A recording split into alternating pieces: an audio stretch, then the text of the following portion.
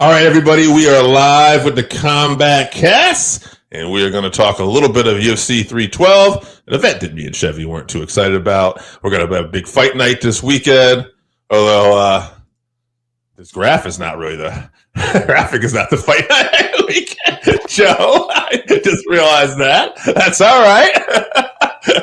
We'll talk about the fight night coming up this weekend. And before we do any of that, let's thank our great sponsors, Game Up. Yes, we'd like to thank the continued support from Game Up. They make a thirst-quenching adult beverage with a special blend of electrolytes.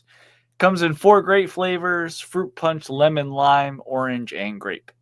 All right, yeah. Only 110 calories, guys. Low carb. Get yourself some Game Up.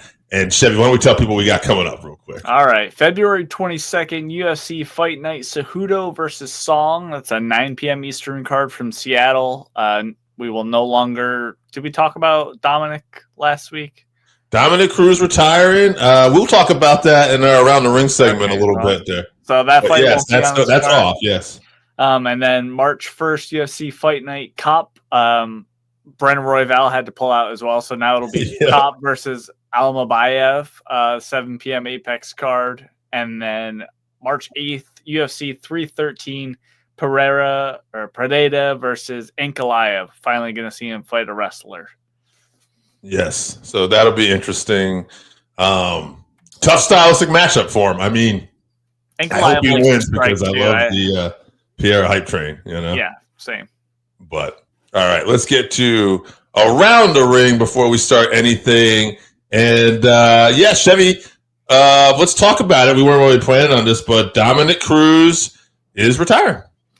Yeah, unfortunate. The injury bug has gotten Dom again. You know, he's had multiple years off with different injuries at this point, and recently he had a shoulder dislocation, and he was out for like 8 months, I think, and he came back, was rehabbing that, and was just getting back into training, and then had another dislocation, and it ended up being very bad. His hand turned blue, and he said he was, 1 to 10 scale of pain. He said he was at a 20, and it was just a sign that that it was time to call it a career. So, yeah, a great career he had. I mean, honestly, one of the best of all time.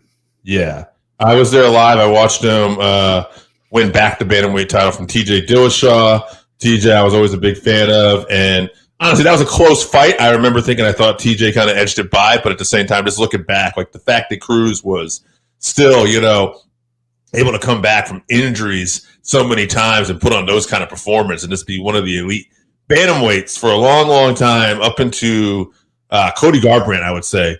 And that was obviously, looking back, a once-in-a-lifetime performance, I feel like, with Cody Garbrandt. No disrespect, honestly, but I've never seen Cody have that same night again. That could have been also because of those wars with Dillashaw. But, great career for Cruz, WEC, UFC bantamweight champion. We'll miss having guys like that around, for sure. Yeah, for sure. Obviously his whole war against the Team Alpha Male thing, it started with Faber and then went to TJ and then to Cody and all that. But, just great mind for the game. Obviously, he's still a commentator. We'll still be hearing about him. But just, his footwork and stuff set a lot of standards for the game. His herky-jerky style. Yes. You know what I was thinking. Like that. But, so shout out to Dom. I hope he enjoys his retirement. I did want to see him one more time, but he's done everything. He has nothing left to prove, for sure. So all respect to him. He's a Hall of Famer, absolutely. Yeah, and little boxing note, Chevy was talking about afterwards, Canelo Alvarez, he ain't fighting Crawford anymore like we talked about last week, and he ain't fighting Jake Paul either. Apparently it turns out that Canelo was using this Jake Paul fight, which was very close to being signed, apparently, just to leverage more money from Turki Ali, the Saudi boxing promoter. So he ended up signing a 4-fight deal, I believe, with the Riyadh season people. Yeah. And he'll be unifying the super middleweight belt. He has all of them except for the IBF super middleweight belt, which is held by William Skull. Yeah. Don't know much about the guy. I know he's undefeated, but I know they're already planning beyond him for Canelo, obviously. So I'm sure they want to get that Crawford fight at some point too. Yeah, I mean, I would think Turkey Ali does. That's a big money maker for sure. Yeah, one thing I've seen and heard about Turkey Ali is like he is really more than anybody making these fights that boxing fans want to see, and he's willing to spend any money to do it. My guess is Canelo, like we talked about off air, has so much money that he doesn't care if he fights Jake Paul or not. That's an easy fight for him. He'll make a ton of money off of it. So he was not willing, like who was going to blink first? It wasn't going to be Canelo. So, Turkey Ali got the money, and now he's going to have him fight, some probably quality contenders. But I would imagine it's all going to be about super fights and everything they can do. Maybe Jake Paul at someday, if Canelo is, bored and he just defeats everybody, he'll just go work him too. But if by some, if he loses to somebody, he goes up again and fights these bigger guys, maybe he comes back and fights Jake. Yeah, for sure. All right, let's talk about UFC 312 this past weekend. Wasn't the greatest card in the world name-wise. I know, Chevy, you didn't even end up watching this one. I mean, I think that says a lot. I mean, we could talk about that. When's the last time you haven't watched a UFC pay-per-view? By choice, I could not tell you the last time. I can't remember a time where I was just like, no, I can't be bothered. I did try to find a means of watching it without paying for it for $80 for about 5 minutes and struggled and said, streamers don't want to watch this either. So I watched a little bit of it. We'll go over the card just a little bit. Jake Matthews was victorious in the first fight. He looks super big. I'm just going to throw some opponents out here for potential. Some of these guys too. Carlos Prates. He's one of those guys. Prates. He's killing people lately. I thought that might be a good fight for more Carlos. It gives Jake, a chance to do something with somebody who's got some buzz and making noise. But for me, Carlos is the guy who's probably the star on the way up. And, Jake Matthews could be a guy that, he could get some work with. Yeah, it's a good step up. Prates is definitely the A side for sure. Stylebender and Kelvin Gastelum going in the Hall of Fame. What do you think about that? Well, I mean, that fight was it was definitely the best middleweight of all fight that I can ever remember for sure. Well deserved. I mean, I did see that Izzy was sitting there with Poatan too, which was cool to see when he was getting accepting. I did see he FaceTimed Gastelum afterwards, and they shared a few words. I like that these guys are all getting towards the end of their careers and they're being friends. Cool with one another. So a lot of respect earned between those guys in the cage. It's just, this wasn't, like I said, a memorable card. I'm going to ask you this question. I saw this at a press conference. I guess there's some debate online. Greatest UFC co-main event of all time. Here are the three candidates. I know you're going to know two of them, obviously. Kelvin and Stylebender, Robbie Lawler and Rory McDonald, 2, and the other one, Jacek and Weili Zhang, 1. That's really hard. Yeah, it's really hard. Man, the Stylebender. I mean, nostalgia wise, I gotta go with Lawler McDonald for sure. Right. But like actually fight wise, I think I'd pick the Joanna and Lee one. Like that fight was like set a new standard for women's MMA for sure. I agree. Now, we had a draw between Jimmy Crute and Rodolfo Vieira. I got nothing we're going to say about that. The feed I had, I watched the next day. It actually cut out the last round. And I said, no, we're not going to do that. Now, Taliesin Teixeira, I think he might actually have it a little bit different, but it looks like over Taliesin Teixeira. TKO'd in the first few seconds, Justin Taffa. I don't know if you saw this, but 35 seconds, 35, just came out, put it on him. It's impressive. I like to see that at a heavyweight. I don't think this guy has gotten out of the first round yet in his very, very early career. I don't have an opponent for this guy yet because to me, it's like if he's doing that, you take it slow with him. But I would say one of the bright spots coming out of this because neither one of us picked him. We figured, okay, the experience of Tafa will be would get some through. It wasn't. Towson just came out there, no fear at all, put it on him. Tafa was a little upset with the official saying, "Give me a chance," but when you see a guy fall like that, it's not a bad I think Tafa got cut afterwards as well. Oh, well, I guess so. I mean, see why I was upset. Had a feeling that was coming. Yeah. I'm hoping. So heavyweight division, very, very weak, obviously, right now. Not a lot going on. So I'm hoping we don't get the Robelis Despain situation where the guy comes in and he's finishing every fight in the first 10 seconds of every of the first round, and then he finally gets against some quality opponents. No disrespect to Justin Tafa, but I mean top level guys, and then he just can't hang. So hopefully this guy could be some fresh blood. I hope they give him an opponent next. They could at least get him to round 2, round 3, and we'll see what this guy's got. Co-main event, maybe a Tai Tuivasa or something, or a Black Beast. That could be fun. Or Sergey, or because Sergey's kind of fallen down the pecking order too. But Tai, I don't know if you saw Tai this weekend. He's got to get back in the gym. He looks like he's about 450 pounds right now. Jesus Christ. Oh, not good. All right, let me get to this co-main event. Weili Zhang, Tatiana Suarez. Weili Zhang, put it on her. That's what I was thinking, that she was going to just be more well-rounded and even more impressive than I realized once we got out of round 1. Round 1, it looked a little bit like Tatiana Suarez when she put it down. I'm like, okay, we got a fight here. But even in round 1, if you watch it, she wasn't really able to do a lot with Weili. It was more just about control.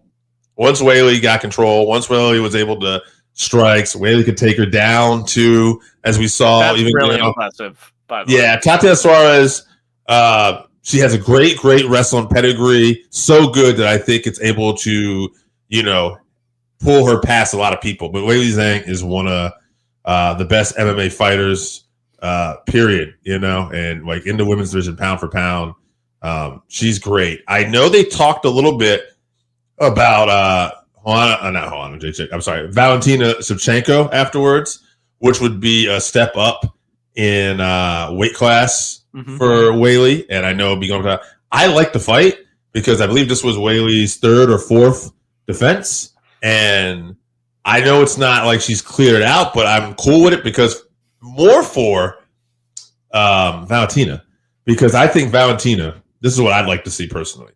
She's just won the title back from Grasso. Before that, she had cleared out the division many a times over.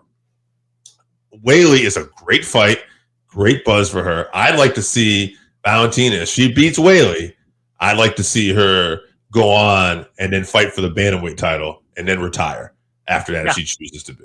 Because I think she's got a possibility to me of being like the all-time great women's MMA. She's definitely in the talk for sure. I mean, she has those 2 losses to Rose, but where she ended up losing the belt. But other than that, I mean, she has just dominated the division for sure. So, and then Valentina, that nearing the end of her career. I mean, Zhang's near the end of her career too. She has looked like a world beater, but she's not young either. So, get the good money fight, big super fight going. Get some. The women's divisions are just kind of they're slim like the heavyweight division is right now. So that would stir up some buzz. Yeah, that would stir up some buzz. Squeeze as much juice out of that as you can. All right. In the end, DDP, too much for Sean Strickland. I think much like we thought, he's just that much more of an improved fighter. And I think people talked about this online too. A few people took Sean for a task for this, but Sean says, he is that guy that's going to go out there and die on his sword. Not really the case. He ends up just doing very technical performances. But at the end, you know what? Sean Strickland is a great fighter, but DDP has evolved and he's got a really unorthodox style. Yeah, but he tough makes style it work. to train for. Yeah. And I think that I think for him, and they're talking Khamzat Chimaev next. Let's do it. Let's find out. Chimaev has, just got that impressive win over Whitaker. Let's find out. Let's see how good this guy is. I heard Dean Thomas made an interesting point. He doesn't think he'll beat DDP because he thinks Chimaev is one of the all-time great sprinters. Round one, he's almost impossible. But DDP is going to get him to stretch out. And once we even get to round 3, round 4, and I don't think he's ever had a 5-round fight. I think it's all been 3-round fights too. So Dricus is very durable, as we saw with Darren Till. Yes. And he can wrestle. He's very big. And that's exactly how I see the fight going too. If he takes Chimaev into past the second round, really, I think he wins the last 3 rounds pretty easily. If he doesn't finish him, because he's also very strong and powerful, even though he's very awkward, tough to deal with. But I don't know if you saw this, but speaking about the Sean Strickland, talking all this trash about how he's going to go out in his shield and everything, his coach, Eric Nixick, was on Ariel's show. Yeah. And mentioned something about how Sean he kind of called him out. He said he needs to figure out what he wants to do. Like if he just wants to be a fun fighter and whatever, and go for money fights, that's fine. He's like, but I want to train world champions. So, he needs to sort it out. He wants to talk all one way before the fight and then go in and, put on a performance like that. He called it uninspiring. So, if your coach is saying that about you, maybe he's trying to light a fire under him or something, but I don't really know what else Sean could do in that situation. The way I heard the fight, I mean, he's not a knockout guy. He's not going to knock Dricus out, but what he's doing wasn't working. Just kind of seems to have the one style of fighting. And if that doesn't work, it's pretty much over for him. Right. Yeah, no, I agree. Maybe a change of scenery, maybe go to like heavyweight. Big boys, though. Some kind of evolution is needed for him for sure. Yeah. All right. UFC Fight Night, which I will put down what's around the ring again rather than put the Fight Night from last week. Joe, to hear this, if you could edit this and throw a picture in there, that'd be great. If not, that's all right. But anyway, UFC Fight Night this week. Let's talk about it. I'll let you go because I don't have the card in front of me. Yeah, prelims. What to keep an eye out for. I mean, overall, I think this card, top to bottom, is better than the pay-per-view last week. Definitely more compelling fights. Not a lot of big names, but on the prelims, Gregory Rodrigues and Jared Cannonier, by the way. I didn't say the main event. Yes, that's the main event. Yeah. On the prelims, Gabriel Bonfim and Chaos Williams. I cannot see how that would not be a fun fight. Yeah. So keep an eye out for that one. On the undercard, Rodolfo Vieira and Andre Petroski. That's also a very fun fight. Keep an eye out for that one. And then I don't know why, but I'm just a fan of the guy, Edmen Shahbazyan versus Dylan Budka. So, Shahbazyan, he was in that earlier prospect rung of UFC prospects who kind of got thrown at the wolves a little too early. The Sage Northcutts, the Mickey Galls. And he's the only one that's managed to really stick around, but it's been rough going. So hopefully he can get it done here. I do believe he is a favorite. I don't know very much about Dylan, but hopefully he can get it done here. All right. Let's get into this co-main event. Is Calvin Kattar versus Youssef Zalal. Youssef Zalal, 16-5-1. 4 KOs, 9 subs, 3 decisions. He's won 6 in a row, by the way. He's 9-3-1 in the UFC. Never been finished professionally. I don't know about his amateur career, but not once has he been finished professionally. Always been a decision loss. And he's a guy early on in his UFC. At one point, that went on like a 3-fight losing streak. 3 fights and a draw. And a draw, yeah. So you think he'd been cut, and now look at him. So very impressive, mentally tough. Calvin Kattar, 23-8. 11 KOs, 2 subs, 10 decisions. He's lost 4 out of his last 5. To be fair, those losses are to Arnold Allen, Aljamain Sterling, Josh Emmett, and Max Holloway. All right. All badasses. One of the best of the best. That being said, I think Calvin Kattar has probably got a little more wear and tear on him And this is the great time for Youssef, who's been surging and gets this fight now. I'm going to go Youssef by decision because Calvin Kattar is just a dog. And I don't see either one of these guys, too. Even if Kattar, I don't see either one of these guys getting finished. So I think this could be a fun fight. We'll find out. But I'm going to go Youssef by decision. Yeah, Kattar's a +3 underdog or +310 underdog right now. He hasn't looked his old self since that Max fight, which, if you remember, was the fight where they were showing like behind the scenes footage, and Dana was talking to Hunter like before the fight even ended and said, "I want him to the hospital immediately after this fight. No interview, no talking to the press or anything. In an ambulance into the hospital to get checked on." I think he was worried that they were going to have their first death on their hands. So, I get it. Yeah, he was into a lot of punches to the head that day. That was the I'm the best boxer in UFC. Count him up.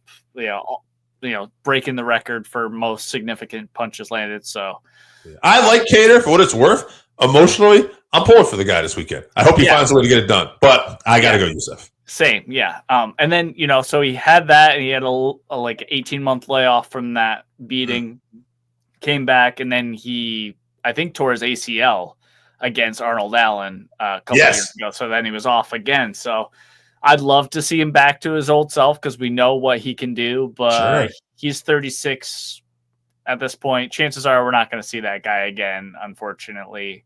Like you said, Youssef's been around for a while. This is his first chance to crack the top 10, though. 6-fight win streak, like you said. I'm rooting for Calvin, but I'm with you. I'm picking Youssef by decision. Same reason I don't see Kattar getting finished. No. If he does, I think it'll be a submission, but I don't. And I'm like you, rooting for Kattar, but Youssef by decision. Those only guys out of all those badasses I mentioned he lost to that he got finished by was Arnold Allen, which was an injury. Yeah. So, Yep. All right. Main event. Exciting fight here. Jared Cannonier versus Gregory RoboCop Rodrigues. All right. Jared Cannonier is 17-8, 10 KOs, 2 stops, 5 decisions.